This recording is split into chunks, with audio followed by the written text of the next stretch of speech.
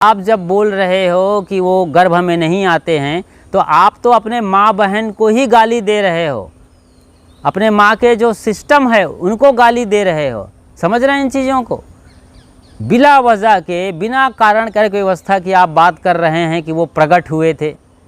और संसार में ना सिर्फ कबीर पंथ बल्कि हर पंथ, मज़हब और परंपरा में यही बातें हैं कि उनके जो आका हैं, उनके जो लेजेंड हैं, जिन्हें वो गॉड कहते हैं, जिन्हें वो खुदा और अल्लाह कहते हैं, जिन्हें वो ईश्वर और भगवान कहते हैं, परमात्मा और परमेश्वर कहते हैं, वो ऐसे ही प्रकट होते हैं, कहीं आसमान से, कहीं धरती चीर कर, कहीं समंदर में लहरों को चीर कर। तो इस तरीके से बातें महिमा में कही जाती हैं, क्योंकि उनके अंदर जो ज्ञान प्रकट होता है ना, असली चीज़ है। हम इसी पर लौट के आएंगे। संत सम्राट सदगुरु कबीर साहेब की 625वीं जयंती समारोह का दौर शुरू हो गया है, लेकिन कबीर पंथियों में ये घमासान चल रहा है कि कबीर साहब जन्म लिए थे या फिर प्रकट हुए थे। और इसी घमासान के बीच सदगुरु कबीर साहब को जो मूल संदेश है, जो उन्होंने दुनिया को दिया था आज से 600 बरस पहले, वो कहीं ना कहीं पीछे हो जा रहा है। जन्म चाहे जैसा भी हुआ हो, जन्म लिए हों या फिर प्रकट हुए हों, इतना महत्वपूर्ण नहीं है जितना कि इन्हें बताया जा रहा है। मतलब फिजूल की बातों में पूरा कबीर पंथ उलझता चला जा रहा है, जिसका कोई ख़ास मूल्य नहीं है। इस धरती में आना किसी के लिए बहुत साधारण सी घटना है। आकर आप क्या करते हैं खुद के लिए और दुनिया के लिए, ये असाधारण घटना है और महत्वपूर्ण है। यही असाधारण घटना, असाधारण जीवन, मानवता का संदेश सदगुरु कबीर साहब ने पूरी दुनिया को दिया है। वे राष्ट्रीय एकता के सजग प्रहरी कहे जाते हैं और पूरी दुनिया में संतों का सिंबल हैं।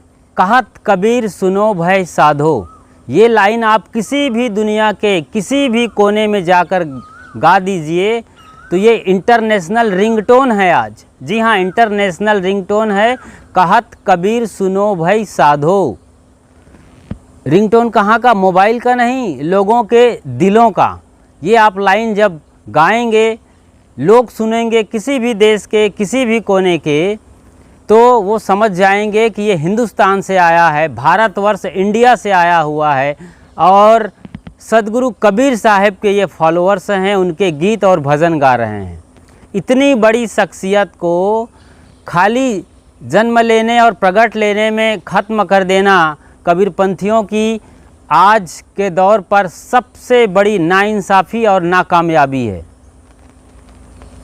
प्रकट होना या जन्म लेना बहुत बड़ी चीज़ नहीं है, इसको इतना बड़ा मुद्दा ना बनाया जाए।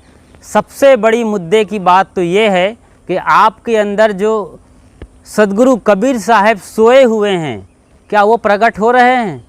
अपनी चेतना को प्रकट करिए, अपनी चेतना को प्रज्वलित करिए। जो सदगुरु कबीर साहब ने अपने ज़माने में पूरी दुनिया में डंका बजाया था ज्ञान का और अपनी रहनी का, अपनी गहनी का, अपने होने का जो उन्होंने संदेश दिया था, अपनी मौजूदगी का एहसास कराया था कि आदमी को दबे कुचले होकर नहीं जीना है, बल्कि अपने स्वाभिमान के साथ जीना है और संपूर्ण ज्ञान के साथ जीना है। आधे अधूरे यानी अधकचरे ज्ञान को लेकर जो कि उधारी बातें हैं, कबीर साहब को हम समझ गए हैं, ये कहना अपने साथ नाइंसाफ़ी है। क्या फ़र्क पड़ता है कि कबीर साहब ने जन्म लिया था अपने माँ बाप के ज़रिए या फिर वो जैसे कि कहा जाता है कि प्रकट हुए थे। असल में कबीर पंथ में दो धारा है। एक पौराणिक कबीर पंथी हैं जो पुराणों के अनुसार से चमत्कारिक रूप से कबीर साहब को प्रकट होना मानते हैं। जैसे कि पुराणों में कहा गया है कि भगवान प्रकट होते हैं, जब जब धर्म की हानि होती है तब तब देश की रक्षा, लोगों की रक्षा के लिए भगवान प्रकट होते हैं अलग अलग रूपों में। इसी पौराणिकता को कबीर पंथियों ने फॉलो कर लिया और वे चमत्कारिक रूप से प्रकट करते हैं। दूसरा रूप जो पारक सिद्धांत का है। एक पौराणिक सिद्धांत, दूसरा पारक सिद्धांत। तो पारक सिद्धांत ये कहता है कि सदगुरु कबीर साहब जब भी पैदा हुए हैं कहीं ना कहीं उनके माँ बाप हैं, अपने माँ बाप के ही जरिए कोई इंसान धरती पर आता है, वो भी एक इंसान थे, माँ बाप से आए, साधारण तरीके से आए, उसी योनि द्वार से आए जहाँ से सारे लोगों का जन्म होता है।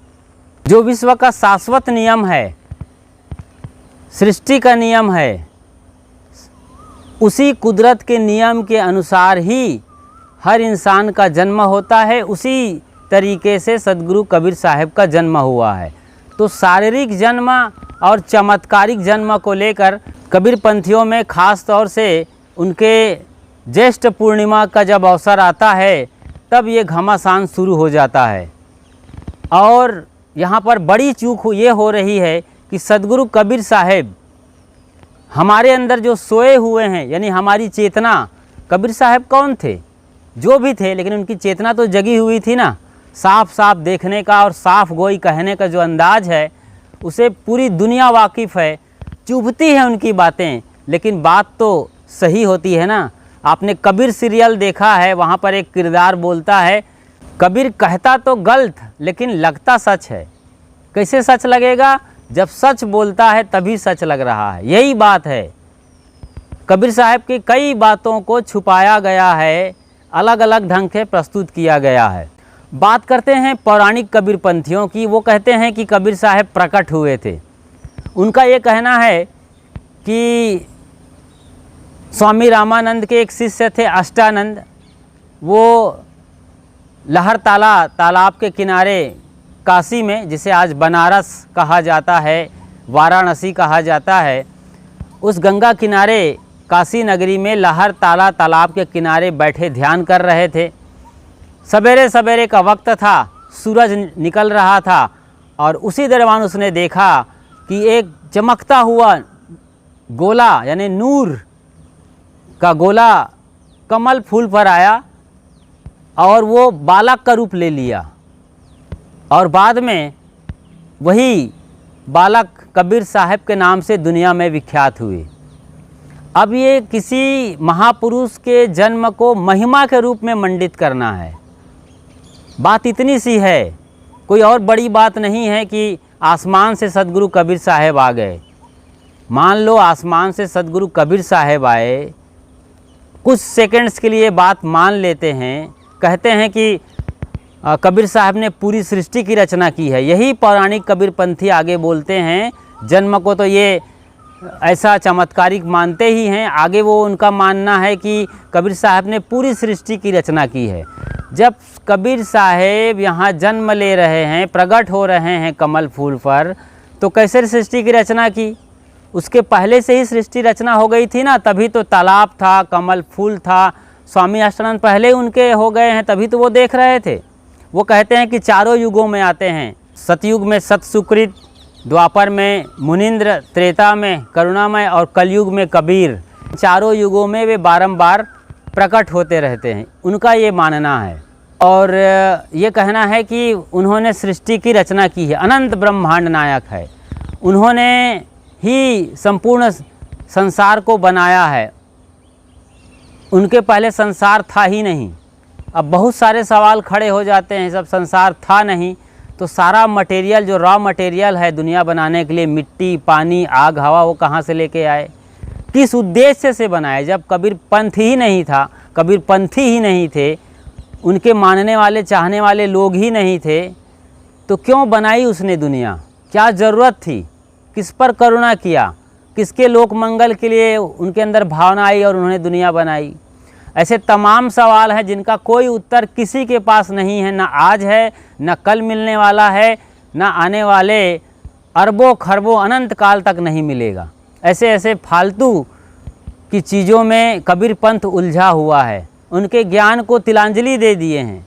उनकी जो मौलिक रचना बीजक है या उनकी जो प्रमाणिक वाणियाँ हैं अन्य ग्रंथों में, धारदार, जो आदमी को चोट पहुँचाती है, आदमी को सही रास्ते पर चलने के लिए प्रेरित करती है, मन के कुचालों से बाहर निकलने का संदेश देती हैं।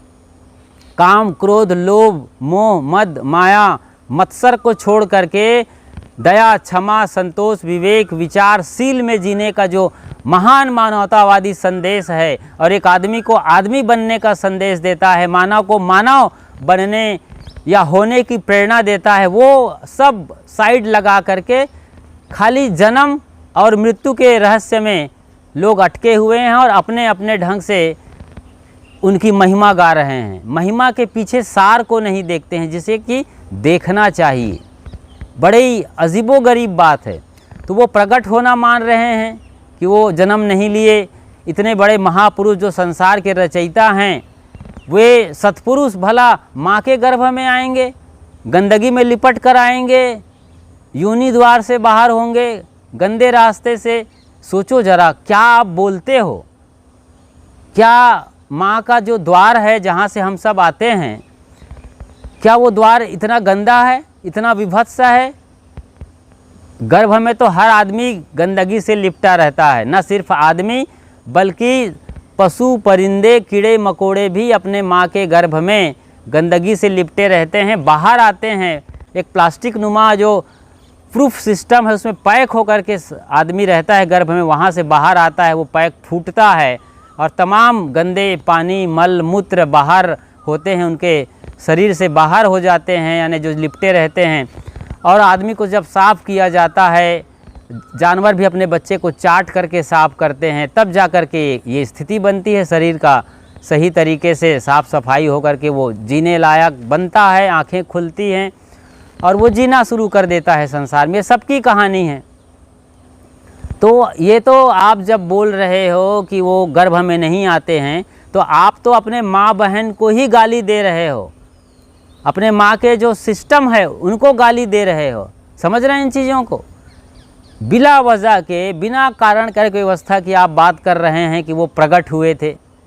और संसार में ना सिर्फ कबीर पंथ बल्कि हर पंथ, मज़हब और परंपरा में यही बातें हैं कि उनके जो आका हैं, उनके जो लेजेंड हैं, जिन्हें वो गॉड कहते हैं, जिन्हें वो खुदा और अल्लाह कहते हैं, जिन्हें वो ईश्वर और भगवान कहते हैं, परमात्मा और परमेश्वर कहते हैं, वो ऐसे ही प्रकट होते हैं, कहीं आसमान से, कहीं धरती चीर कर, कहीं समंदर में लहरों को चीर कर।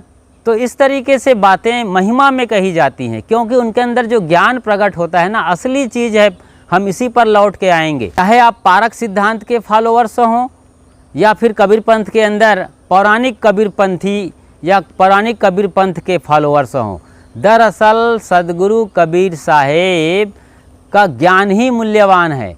उनके ज्ञान को अपने अंदर प्रकट होने दीजिए। उन्होंने जो भी लाइन बोला है, जिन्हें आप साखी, सबद, रमैनी कहते हैं, उन्होंने बीजक में कितने वचन बोले हैं, साखी, सबद, रमैनी जैसे 11 प्रकरण के अंदर। तो बीजक की बात करिए, चाहे कबीर दोहावली की बात करिए, कबीर ग्रंथावली की बात करिए, कबीर शब्दावली की बात करिए, या सदगुरु कबीर साहब के नाम पर जो भी धर्म ग्रंथ उनके दौर में बने, बाद में अभी कुछ वर्षों से बनाए, जैसे कि पौराणिक कबीर पंथियों के जो प्रमुख गुरु माने जाते हैं, धनी धर्मदास साहब ने अपने ज़माने में कबीर साहब के नाम पर तमाम वानियों को लिखवाया है, अपने लोगों से महिमा में खूब गाया है। और आज पौराणिक कबीर पंथी उन्हीं ग्रंथों का, जो कि सागर ग्रंथ कहलाते हैं, प्रमाण दे दे करके ये कहते हैं कि सदगुरु कबीर अवतारी पुरुष थे और वो प्रकट हुए थे, जन्म नहीं लिए थे। और जब उनका अंत हुआ था, यानी कबीर साहब का शरीर जब शांत हुआ था, तो वो फूल हो गए थे, फूल में प्रकट हुए और फूल में समा गए। ये उनकी बातें हैं। तो महिमा के वचन को स्थूल रूप में समझना, इशारों और प्रतीकों को मान लेना और इशारों और प्रतीकों में ही उलझ के रह जाना, इशारों और प्रतीकों के उस पार जो सत्य है उसको नहीं देखना, ये बहुत बड़ा गड़बड़ झाला है। कैसे इसको समझते हैं? फिर हम पारक सिद्धांत की भी बात करते हैं कि वो क्या कहते हैं सदगुरु कबीर साहब के आगमन और प्रस्थान पर। आप भारत देश के लोग हैं, हिंदुस्तानी हैं, तो आप अच्छी तरीके से जानते हैं कि हमारे देश में जो रामायण महाकाव्य है, रामचरितमानस जिसे आप कहते हैं, उनका गान, मानस गान कई वर्षों से आकाशवाणी में और दूरदर्शन में होता रहा है और पूरा बच्चा बच्चा उसे बचपन से सुन रहा है, गा रहा है। और आजकल तो रामायण लीला, रामायण प्रतियोगिता, रामायण कथा जैसे तमाम तरीक़ों से राम और उनकी पूरी घटना को यानी पूरी रामायण को कथा के रूप में देश जानता है, बच्चा बच्चा जानता है। उसी में बात आती है माँ सीता के जन्म का। दरअसल माँ सीता राजा जनक की पुत्री नहीं थी, जिसे जानकी कहा जाता है। जी हाँ, ये सच्चाई है। हिमालय की तराई में फसल बोने का वक्त आ चुका था। चूँकि राजा जनक एक राजा थे, बहुत बड़े एरिया के प्रमुख थे, तो लोगों ने ये सोचा कि क्यों ना इस सीज़न में फसलों की बुआई का या कृषि कार्य की शुरुआत राजा साहब के हाथों से किया जाए। ये परंपरा थी उस ज़माने में। तो राजा जनक एक समारोह में आए और हल बैल लेकर लोग तैयार थे। राजा जनक हल का ऊपर जो हैंडल है वो पकड़े और बैलों को हाँका गया और अभी जुताई की ये शुरुआत कर रहे थे, कुछ दूर हल चलाए थे। तो कहते हैं जब हल चल रहा था तो ज़मीन में एक घड़ा दिखाई दिया, जो नाली बनती है ना, तो उसी नाली में से बाजू में से एक घड़ा दिखाई दिया। तो उस नाली में जब घड़ा निकला तो उस घड़े को खोला गया तो वहाँ एक छोटा सा बच्चा नज़र आया। उस घड़े में से बच्चे को निकाला गया तो पता चला कि वह एक लड़की है। सोच सकते हैं, आज से हज़ारों साल पहले एक लड़की को घड़ा में बंद करके ज़मीन में गाड़ दिया गया था। अभी कुछ मिनट पहले की घटना रही होगी या कुछ घंटे की पहले की घटना रही होगी। वो बच्ची ज़िंदा थी, सांस ले रही थी। उन्हें बाहर निकाला गया और अच्छी तरीके से उन्हें साफ़ सफाई किया गया, हवा पानी दी गई। चूँकि राजा जनक हल चला रहे थे, बच्ची उनको मिली थी तो उनकी बेटी कहलाई। आप समझ सकते हैं। और लोग कहते हैं कि धरती फोड़कर माँ सीता प्रकट हुई। महिमा में ये कहा गया वचन है। यदि माँ सीता की घटना को सही तरीके से आप समझ सकते हैं तो यही बात सदगुरु कबीर साहब के लिए है। कबीर साहब प्रकट नहीं हुए थे, महिमा में कहा जाता है। वो भी जन्म लिए थे, धूल में खेले थे, साधारण तरीके से बच्चों के साथ लड़ाई झगड़ा तू मैं किए, लेकिन उनकी चेतना बचपन से प्रखर थी और वो प्रखर चेतना लेकर पैदा हुए थे। जन्मों जन्मों की परंपरा रही है। ऐसा थोड़ी है कि आदमी इसी जन्म में पैदा लिया तो उसकी कुछ कहानी नहीं है, माँ के गर्भ में आए और प्रकट हो गए, जन्म ले लिए, इतनी कहानी नहीं है। शरीर जन्म लेता है, जो चेतना है वो जन्म नहीं लेती है। इस बात को समझ रहे हैं। वो तो जन्मों जन्मों की यात्रा कर रहा है। आत्मा कभी प्रकट नहीं होती है, वो शरीर में प्रकट होती है। आत्मा जन्म नहीं लेती है, शरीर में से जन्म लेती है, शरीर के माध्यम से। बस इसी बात को बताने और जताने के लिए कहा गया कि कबीर साहब प्रकट हुए थे। पानी से पैदा नहीं श्वासा ना ही शरीर, अन्न हार करता नहीं ताका नाम कबीर। जी हाँ, पानी से पैदा नहीं, लेकिन रज और वीर्य जो पानी है उससे शरीर पैदा होता है, तो शरीर कबीर नहीं है। बात बिल्कुल सही है। कबीर नाम तो शरीर का रखा गया था, तो शरीर तो रज और वीर्य से पैदा हुआ था। पानी से पैदा नहीं श्वासा नहीं शरीर, शरीर ही सांस लेता है। और कबीर कौन थे? शरीर नहीं थे, शरीर में बैठी हुई चेतना थी जो अत्यंत जाजल्यमान मार्तंड प्रचंड ज्वाला के साथ आए थे। छोटे से शरीर में अपने माँ के गर्भ से पैदा हुए थे।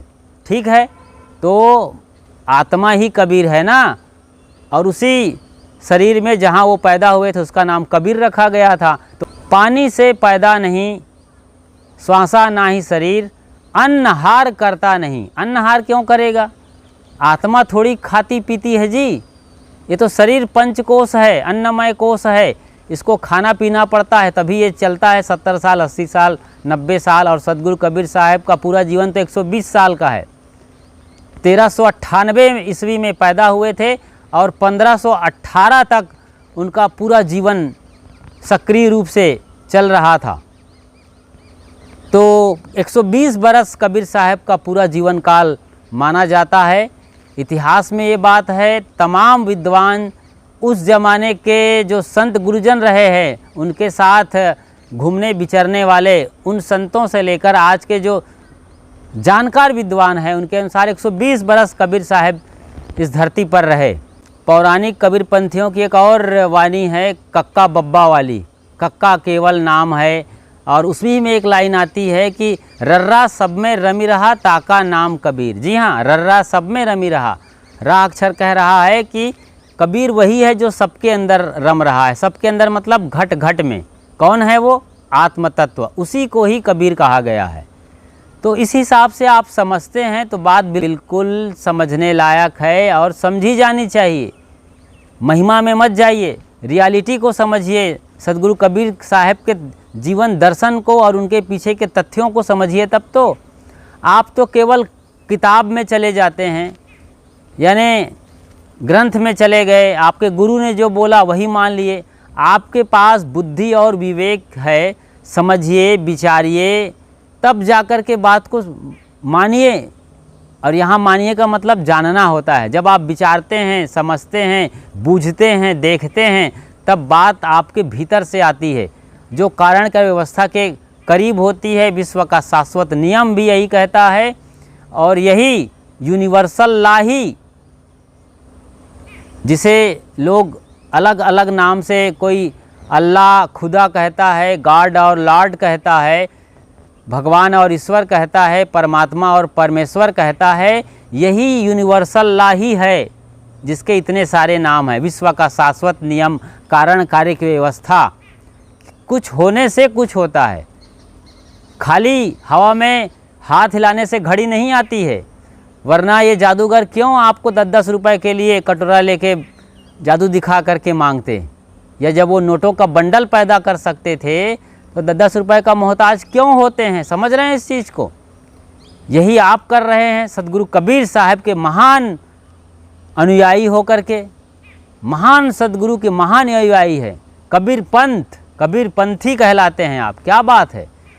और आप केवल दकियानूसी विचारों में जा रहे हैं, अवैज्ञानिक बातों को आप मान रहे हैं, जैसा कि दुनिया में होता ही नहीं, ऐसी बातों को आप अभी बोल रहे हैं। अत्याधुनिक साइंस और टेक्नोलॉजी के ज़माने में, जिसे आपका बच्चा भी नहीं मानने वाला है। अपने बच्चे को ठीक से समझाइएगा, आप पूछिएगा उनको कि कमल फूल पर कबीर साहब प्रकट हो गए, कभी नहीं मानने वाले हैं वो। हाँ, वो एक बार ये मान सकते हैं कि भंवरा फूल में प्रकट हो सकता है। जी हाँ, कमल फूल में कीड़े मकोड़े पैदा हो सकते हैं, कबीर जैसा कोई इंसान पैदा नहीं हो सकता है। कमल कितना बड़ा होता है, कभी देखा भी है? 1 किलो 2 किलो का, उसमें उतना बड़ा शरीर 2.5-3 किलो 4 किलो का ठहरेगा? इतनी डंडी कितनी मुलायम होती है, रखो तो पानी में गिर जाएगा इंसान। और आप कुछ भी बोले जा रहे हो बिना सोचे समझे, अंधानुकरण। तो ये ब्लाइंड फॉलोइंग है। अंधश्रद्धा, अंधभक्ति ने पूरे धर्म का और अध्यात्म का बेड़ा गर्क कर रखा है। आप तो डूब रहे हो, अपने साथ तमाम लोगों को डुबा रहे हो। चाहे आप पंथ श्री हो या फिर जो हुजूर हो, महंत हो, जो भी हो, सत्य को समझो ना। क्या फ़र्क पड़ता है? उन्हें एक जन्म लिया हुआ मसीहा बताया जाएगा, महान संत सदगुरु बताया जाएगा, तो ये सच्चाई है। और यही बात पारक सिद्धांत कहता है कि माँ बाप चाहे जो भी हों, उनके माँ बाप का पता ही नहीं चला। कितने महापुरुष हैं हमारे देश में जिन्होंने वेदों की रचना किया है, जिन्होंने उपनिषदों की रचना किया है, और पुराणों को, धर्म ग्रंथों को जिन्होंने अपने हाथों से लिखा है, उनके माँ बाप का कोई पता नहीं है। सैकड़ों नाम हैं, लेकिन माँ बाप के नाम का पता नहीं चलने से महापुरुष छोटे नहीं हो जाते हैं। असल में उनका ज्ञान ही सब कुछ है। जैसे कि आप चर्चा करें हनुमान, बजरंगबली के, तो उसे शंकर सुवन कहा जाता है, केसरी नंदन कहा जाता है, और मारुति नंदन, ऐसे कितने सारे उनके नाम हैं। तो क्या वो शंकर के पुत्र थे, केसरी हनुमान के पुत्र थे, या फिर मारुति के पुत्र थे? किसके पुत्र थे भाई?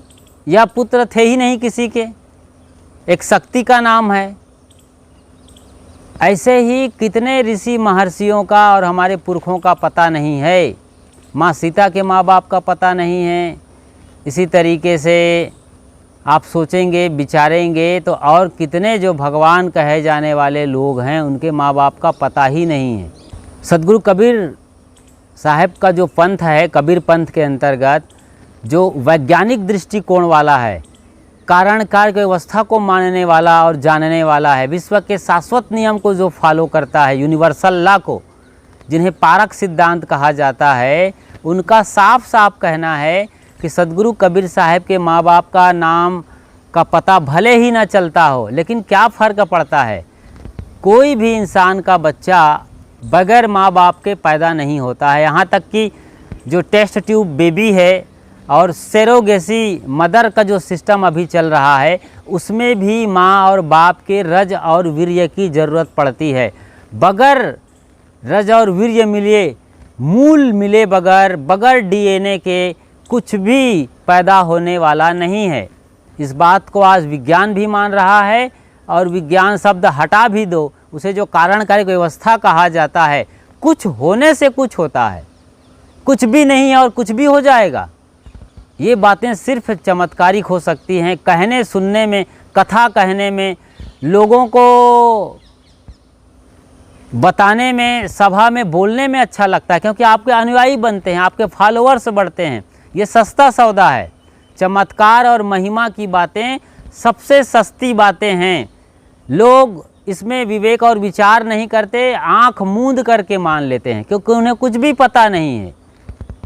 वे आंख बंद करते हैं और भेड़िया धसान की तरीके से, हिंदुस्तान भेड़िया धसान के रास्ते पे चलते हैं। एक भेड़ यदि गड्ढे में गिर गई, जो अगुआ भेड़ है, आगे वाली भेड़, तो सारी भेड़ें उसी को फॉलो करती हैं और सब के सब उसी गड्ढे में गिरती हैं। चाहे गड्ढे में आग लगी हो, पानी भरा हुआ हो, या वहाँ पर आरा चल रहा हो जहाँ सबको कटना मरना हो, कोई फ़र्क नहीं पड़ता है, क्योंकि उनका अगुआ डूबा है।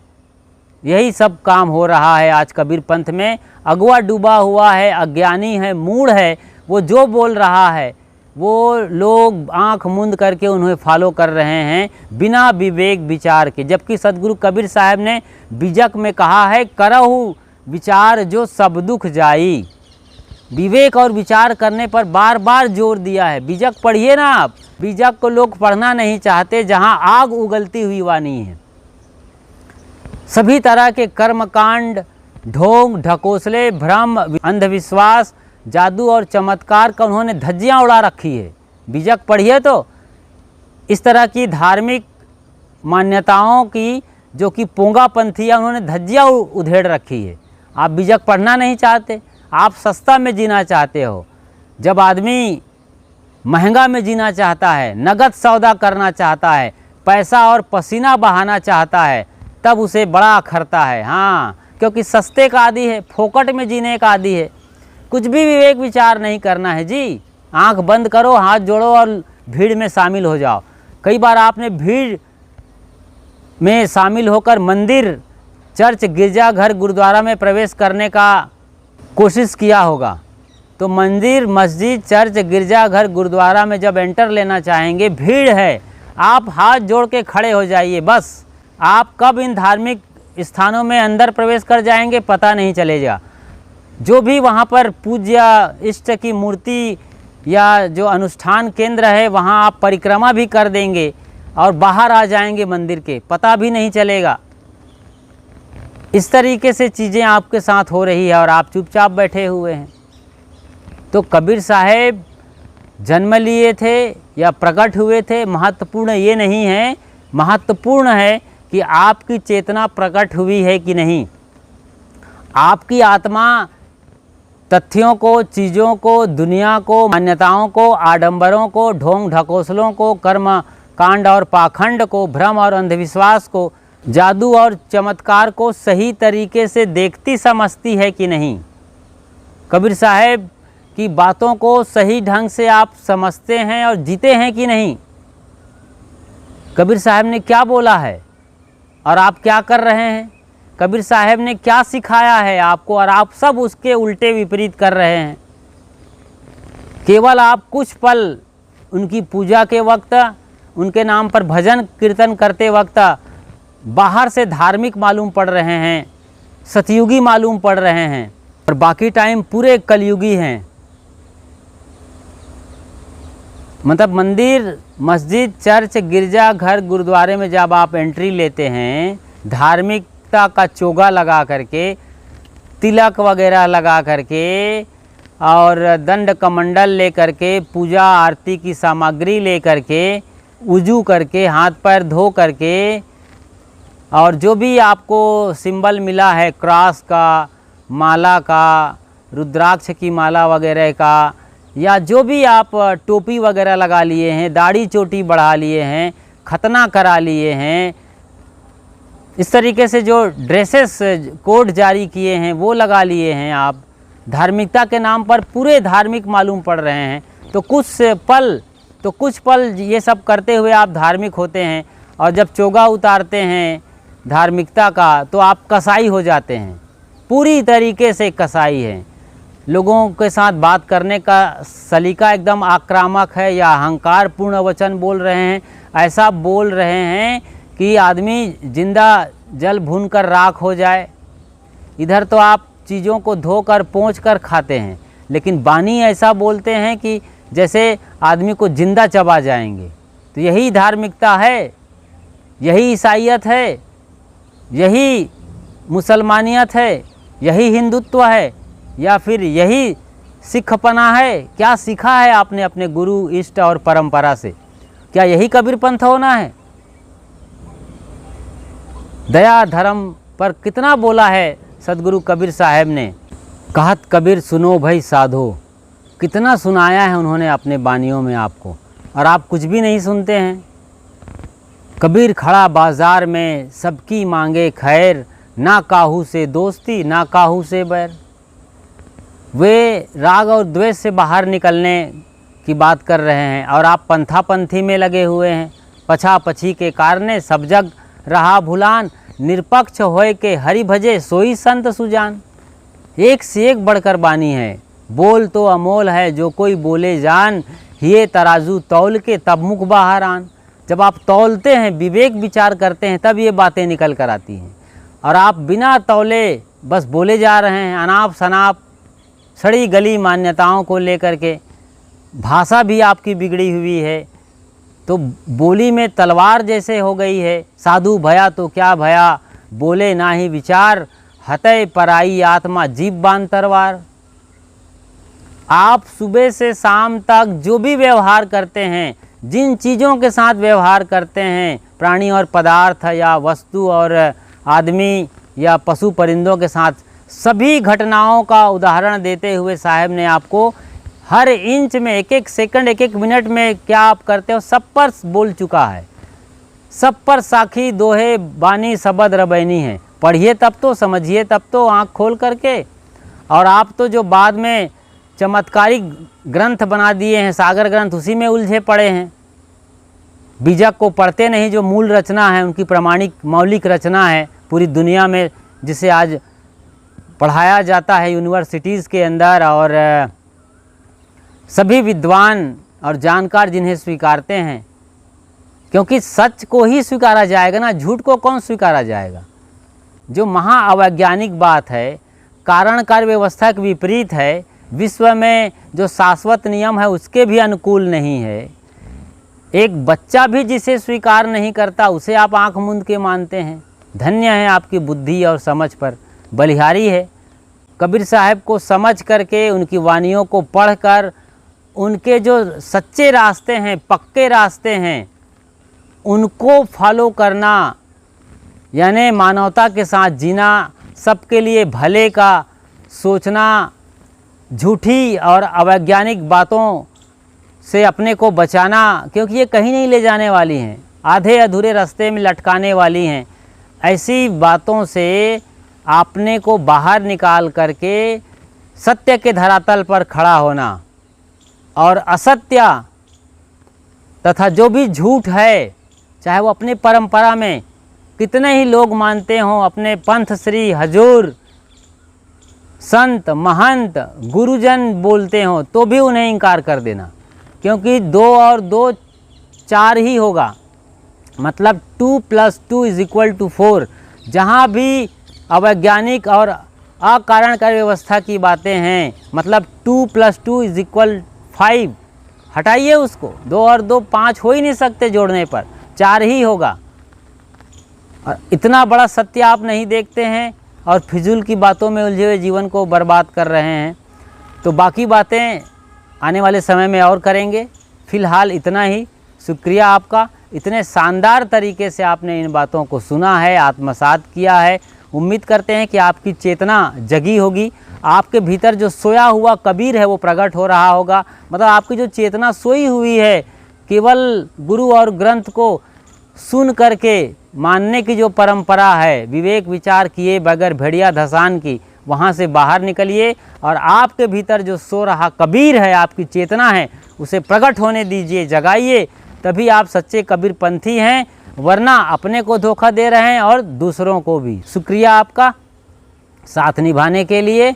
और चैनल पर बिल्कुल नए हैं तो फ़ौरन सब्सक्राइब कर लीजिए, जो कि बिल्कुल निःशुल्क है। एक बार आप सब्सक्राइब करते हैं तो आप हमारे चैनल के परमानेंट सदस्य हो जाते हैं। वीडियो अच्छी लगी है लाइक ज़रूर करिए और शेयर करिए ज़्यादा से ज़्यादा लोगों तक, ताकि उन्हें भी सत्य का बोध हो सके, वे भी झूठ मान्यताओं से बाहर निकलकर मुक्ति और आनंद का जीते जी बोध कर सकें। और नीचे कमेंट बॉक्स में लिखिए कि कौन सी बातें आपको अच्छी नहीं लगी या कौन सी बातें में वाकई में आप सहमत हैं। तो आप अपने विचार नीचे कमेंट बॉक्स में खुल करके विस्तार से लिखिए। बोलिए सद्गुरु कबीर साहेब की जय।